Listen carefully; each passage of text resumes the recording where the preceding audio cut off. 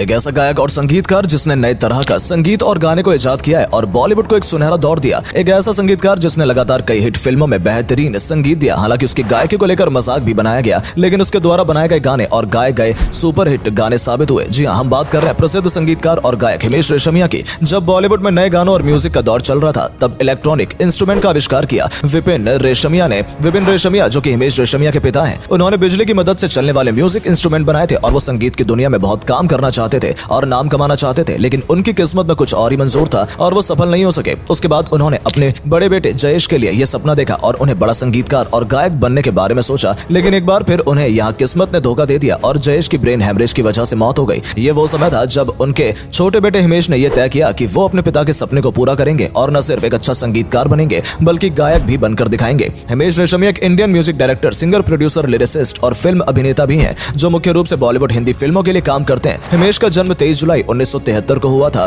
गुजरात के एक छोटे से शहर में पैदा होने वाले हिमेश ने अपने पिता की तरह ही संगीतकार बनने का सपना देखा था। उनका स्कूली सफर मुंबई से ही पूरा हुआ था और मुंबई के ही एक स्कूल में उन्होंने अपनी पढ़ाई पूरी की। उसके बाद उन्होंने म्यूजिक की शिक्षा लेना शुरू कर दी थी, क्योंकि उन्हें एक संगीतकार बनना था। अपने स्कूल की पढ़ाई पूरी करने और संगीत की शिक्षा लेने के साथ साथ हिमेश रेशमिया टीवी प्रोडक्शन के काम में भी लग गए थे। उन्हें एचआर प्रोडक्शन के नाम से उन्होंने अपना प्रोडक्शन खोला, जो कि दूरदर्शन, अहमदाबाद और जी टीवी के लिए शो बनाते थे। जी टीवी पर उनके कई शो जैसे कि अंदाज, अमर प्रेम, दम दमादम और आशिकी आते रहे। उन्हीं दिनों उनकी मुलाकात सलमान खान से हुई थी और संगीत निर्देशन का पहला मौका उन्हें HMV ने दिया था। अभिनेत्री, गायिका और पेंटर सुचित्रा कृष्णमूर्ति की एल्बम जिंदगी के लिए हिमेश ने गीत कंपोज किए थे, लेकिन उनका पहला बड़ा ब्रेक उन्हें सलमान खान की वजह से मिला था। सलमान खान ने सलमान खान की फिल्म प्यार किया तो डरना क्या में हिमेश रेशमिया ने पहली बार संगीत दिया था। इस फिल्म का संगीत काफी पसंद किया गया था और इस फिल्म के गाने सुपर हिट रहे थे। ये फिल्म 1998 में आई थी, जहां पर बतौर म्यूजिक डायरेक्टर के रूप में हिमेश रेशमिया ने अपने सफर की शुरुआत की। ये फिल्म सोहेल खान के प्रोडक्शन तले बनी थी। फिल्म के टाइटल सॉन्ग के अलावा तुम पर हम हैं, अटके यारा गाना भी हिमेश ने ही बनाया था। हालांकि फिल्म के बाकी गीत साजिद वाजिद और जतिन ललित ने बनाए थे, लेकिन फिर भी हिमेश को अपना पहला ब्रेक मिल चुका था और उन्होंने खुद को साबित भी कर दिया था। उस समय हिमेश की उम्र सिर्फ 25 साल थी जब उन्हें सलमान खान ने पहला ब्रेक दिया था और उन्हें 2 गाने बनाने का मौका भी मिला। उसके बाद उनका सफर शुरू हो चुका था और सलमान खान की कई फिल्मों के लिए हिमेश रेशमिया ने गीत बनाए। सलमान खान ने उन्हें आगे भी अपनी कई फिल्मों में मौके दिए और हिमेश अपने आप को साबित भी करते गए और उनके द्वारा बनाए गए गाने हिट भी साबित हुए। 2002 में फिल्म आई थी हमराज। इस फिल्म में अमीषा पटेल, बॉबी देओल और अक्षय खन्ना ने काम किया था।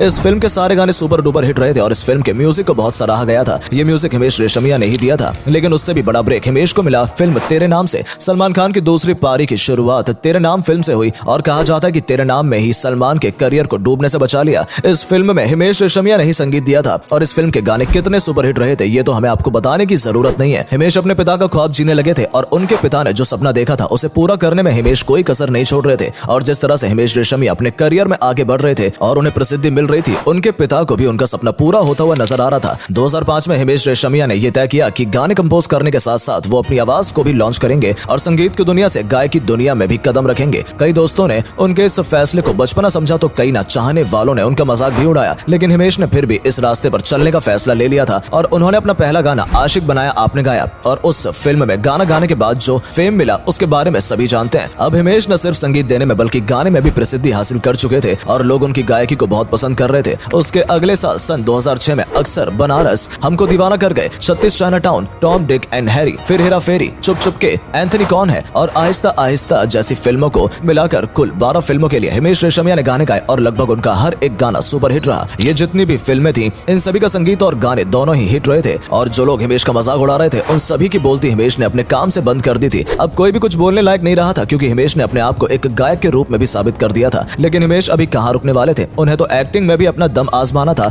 और 2007 में उन्होंने अपने एक्टिंग करियर की भी शुरुआत कर दी। उन्होंने अपनी पहली फिल्म आपका सुरूर से एक्टिंग की दुनिया में कदम रखा और उनके अपोजिट कास्ट की गई थी हंसिका मोटवानी। ये फिल्म और फिल्म का संगीत दोनों ही हिट रहे थे और एक बार फिर हिमेश रेशमिया ने अपने दुश्मनों के मुंह पर तमाचा मार दिया था। यहाँ तक पहुंचते पहुंचते हिमेश रेशमिया के पास अवार्ड का ढेर लग गया था। उन्हें संगीत के लिए, गानों के लिए, कंपोजिशन के लिए अवार्ड पर अवार्ड मिल रहे थे और उनका संगीत सुपर डुपर हिट हो रहा था। लेकिन कहते हैं कि अच्छा समय अपने साथ कुछ बुरी यादें भी लेकर आता है। ऐसा ही कुछ हिमेश के साथ भी हुआ। बोनी कपूर की फिल्म मिलेंगे मिलेंगे के लिए बनाए गए गीत तन्हाइयां को हिमेश रेशमिया ने टी सीरीज से डिस्ट्रीब्यूशन करवा दिया, जबकि असल में गीत टिप्स के लिए बनाया गया था। हिमेश की माने तो उन्होंने बताया कि बोनी कपूर अपनी फिल्म मिलेंगे मिलेंगे में रिकॉर्डिंग करने के बाद भी तन्हाइयां गाने को लेकर नहीं लेना चाहते थे, इसलिए उन्होंने टिप्स को न देकर टी सीरीज को यह गाना बेच दिया और टी सीरीज के तले ये गाना रिलीज हुआ और इस तरह से ये कंट्रोवर्सी चलती रही। हिमेश अपनी सफलता के चरम पर थे और वो उन्हें न चाहने वाले लोग उनकी सफलता सफलता और उनके टैलेंट पर उंगलियां उठा रहे थे। लोगों का कहना था कि हिमेश नाक से क्यों गाते हैं। इस सवाल के जवाब में हिमेश कोई जवाब नहीं देते थे, बस मुस्कुरा देते थे और कहते थे कि मैं नाक से नहीं बल्कि हाई पिच पर गाता हूँ, लेकिन लोग समझ ही नहीं पाते थे। 2009 में रेडियो फिल्म के आने पर हिमेश ने ये बात खुद ही मान ली थी कि वो नाक से ही गाते थे। हिमेश रेशमिया के एटीट्यूड ही उनकी पहचान है। 45 साल की उम्र में जहाँ पर संगीतकार और एक्टर रिस्क लेना बंद कर देते हैं, वहीं पर हिमेश लगातार अपने टैलेंट के साथ नए एक्सपेरिमेंट करते जा रहे हैं। पहले द एक्सपोज के लिए उन्होंने 20 किलो वजन घटाया, फिर 13 सुरूर में अपने लुक के लिए कड़ी मेहनत करके